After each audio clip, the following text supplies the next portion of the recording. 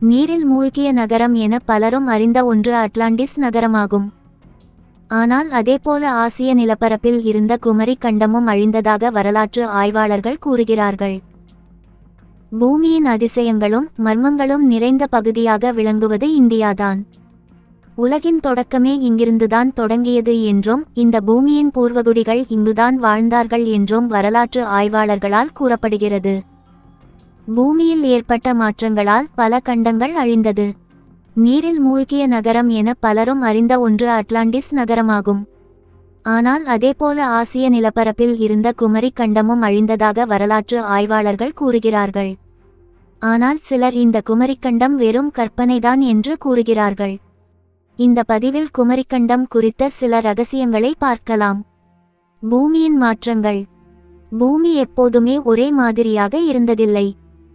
ஒரு பில்லியன் ஆண்டுகளுக்கு முன்பு பூமியின் மேற்பரப்பு மிகவும் வித்தியாசமாக இருந்தது. நமக்கு நன்கு தெரிந்த நாடுகள் கூட முற்றிலும் வேறுபட்ட இடங்களில் இருந்தன.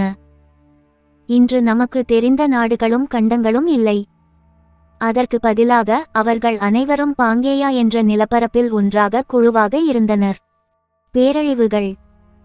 பூமியின் இந்த மாற்றத்திற்கான காரணம் டெக்டோனிக் தகடுகள் மற்றும் கான்டினென்டல் சறுக்கல்களின் இயக்கங்கள்.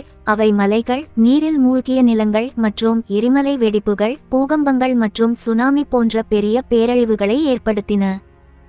குமரிக்கண்டம். நீரில் மூழ்கிய அட்லாண்டிஸ் மற்றும் துவாரகாவை போலவே குமரிக்கண்டம் என்று அழைக்கப்படும் ஒரு பழங்கால நாகரிகம் கடந்த காலத்தில் இருந்தது என்று நம்பப்படுகிறது. குமாரி கண்டம் முதன்முதலில் 15ஆம் நூற்றாண்டின் ஸ்கந்த புராணத்தில் குறிப்பிடப்பட்டது. கடந்த பனி யுகம் முடிந்த பின்னர் கடல் மட்டம் உயர்ந்து வருவதால் இந்திய பெருங்கடலில் மூழ்கியதாக கூறப்படுகிறது. ஆய்வுகள்.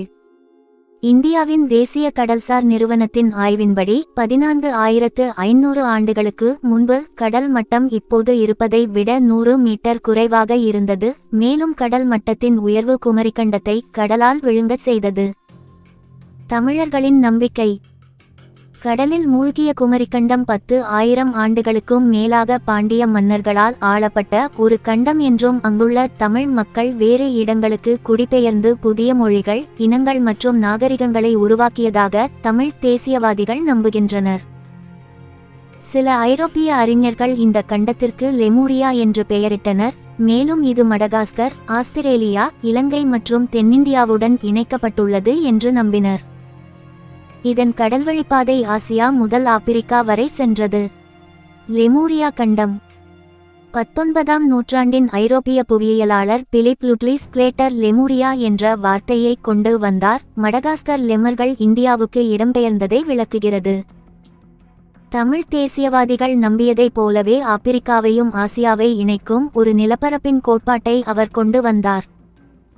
மேலும் அதனுடன் சேர்த்து தியோசோபிகல் சொசைட்டியின் நிறுவனர் மேடம் பிளேவட்ஸ்கி நீரில் மூழ்கிய நிலத்தில் வசிப்பவர்களை லெமூரியர்கள் என்று அழைத்தார். நிலப்பகுதிகள். புவியியல் ஆராய்ச்சியாளர்களின் கூற்றுப்படி கன்னியாகுமரியில் இருந்து கிட்டத்தட்ட 7000 மைல் வரை இருந்த நிலப்பரப்பு இயற்கை பேரழிவுகளால் கடலுக்குள் மூழ்கியது. குமரிக்கண்டத்தை 49 பிரதேசங்களாக பிரித்து பாண்டியர்கள் ஆட்சி செய்ததாக வரலாற்று ஆய்வாளர்கள் கூறுகிறார்கள். புவியியலாளர்கள் கருத்து. கோட்பாடுகளில் உள்ள ஒற்றுமை காரணமாக லெமூரியா மற்றும் குமரிக்கண்டம் இரண்டும் இணைக்கப்படுகின்றன. பல ஆண்டுகளாக பல ஆராய்ச்சியாளர்கள் மற்றும் புவியியலாளர்கள் இந்த இழந்த கண்டத்தின் பின்னால் உள்ள மர்மங்களுக்கு பதில்களை தேடி வருகின்றனர். இது நிரூபிக்கப்பட்டால் அது மனித குலத்தின் வரலாற்றையே மாற்றிவிடும். நமது அறிவு மற்றும் கலாச்சாரம் நிறைந்த பொக்கிஷம் இந்திய பெருங்கடலில் தூங்கிக் கொண்டு இருக்கிறது.